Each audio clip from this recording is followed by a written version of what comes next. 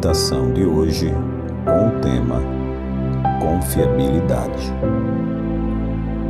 Algumas pessoas no mundo em que vivemos têm por característica que é o denominador comum em qualquer forma de grandeza. Muitas vezes têm colocado confiabilidade como algo superior a qualquer coisa na sua vida.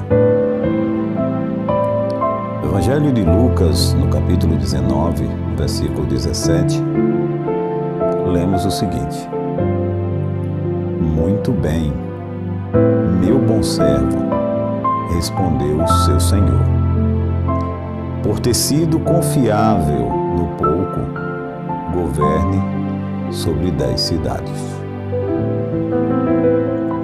A palavra confiabilidade, em algumas pessoas, ela tem se tornado uma característica que é o denominador comum em qualquer forma de grandeza e de confiabilidade. É o arroz com feijão do sucesso. Também é o ingrediente por trás de premiações, de halls de fama, de jantares e homenagens que são prestados. É também a qualidade que produz não heróis momentâneos, mas vidas monumentais. Encontramos descrito na Palavra de Deus, na Bíblia Sagrada, porque ela possui sua cota de figuras confiáveis. Esta cota consistente é previsíveis. Esses santos eram motivados por uma convicção intrínseca de terem sido chamados por ninguém menos que o próprio Deus. Quando recebemos de Deus a responsabilidade, quando somos olhados por Deus e somos chamados a cumprir uma missão, quando recebemos de Deus o privilégio de realizar o seu trabalho de forma exemplar e significativa, é porque Deus tem olhado para você e é entendido que colocar sobre você uma responsabilidade é estar dizendo a você que Ele quer te dar confiabilidade total para você ser um mordomo, administrador fiel dos seus bens. A Bíblia possui várias histórias. A Bíblia mostra-nos através de parábolas,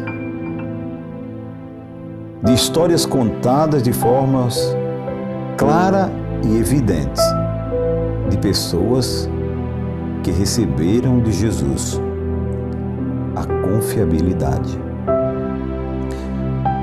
Confiabilidade consistente e presente a todo momento, e como resultado, a sua obra não era afetada por humor, nem dias chuvosos ou trilhas rochosas. Seu gráfico de desempenho não subia e descia com a irregularidade de uma montanha russa. Não eram viciados em elogios ou aplausos, nem desanimados por chefes mal-humorados ou carteiras vazias. Em vez de lutar para ser espetaculares, aspiravam a ser responsáveis. E tendo em vista que sua lealdade não era determinada pelo conforto, eram tão fiéis em prisões sombrias e escuras, como um púlpito iluminados. Pois o Senhor havia dado a eles a confiabilidade de fazer a sua obra, mesmo que estivessem em uma situação de densas trevas, muitas vezes acorrentados e perseguidos, sendo prisioneiros, sofrendo,